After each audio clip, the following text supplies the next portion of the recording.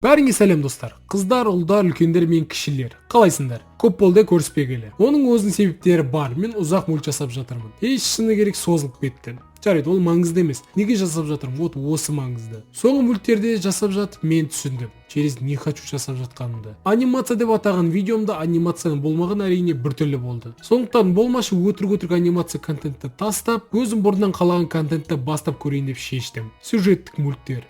Осы күнге дейін көп идея жиналды, бірақ оларды жасауға уақыт болмады. Команданың жоқтығы және де тәжірибенің нөлдігі маған мүмкіндік бермеді. Ал қазір тәжірибе мол, бірақ бәрібір де уақытта командада жоқ негізі. Бірақ жарайды, мен сюжеттік мульт жасауды шештім және де бос уақытымда оны жасауды бастадым. Қазіргі таңда 3 сценасы дайын, бірақ әлі жасайтын жерлері көп, сондықтан күте тұруға тура келеді. Бірден айтам, мен керемет сценарист емеспін, мен соншалықты керемет аниматор емеспін. Кадрлық анимациядан хабарым жоқ, мен оңайырақ анимацияны қолданамын, кукольный деп аталатын. Сондықтан өте керемет мультті күтудің қажеті жоқ. Мульт туралы сәл-пәл талқылап кетсем, сәт ежелгі Қазақстанда орын алады. Батырлар мен хандар болған кездер. Бірақ фантастикамен, әртүрлі бақсылар, сиқыр жасайтын айдаһарлар, жындар, аңыз құбыжықтар мен зұлымдар. Басты кейіпкер кішкентай батыр болады және сәл жасы үлкен бақсы. Олар әр жерге саяхат жасап елге көмектеседі. Вот осындай сюжет. Егер ұнаса күте тұрыңдар. Мен барынша бірінші бөлімді бітіріп шығаруға тырысатын боламын. Ал ары қарай жасау керегін өздерінің қолдауларың арқылы білетін боламын. Сондықтан каналға тіркеліп лайк басуды ұмытпаңыздар.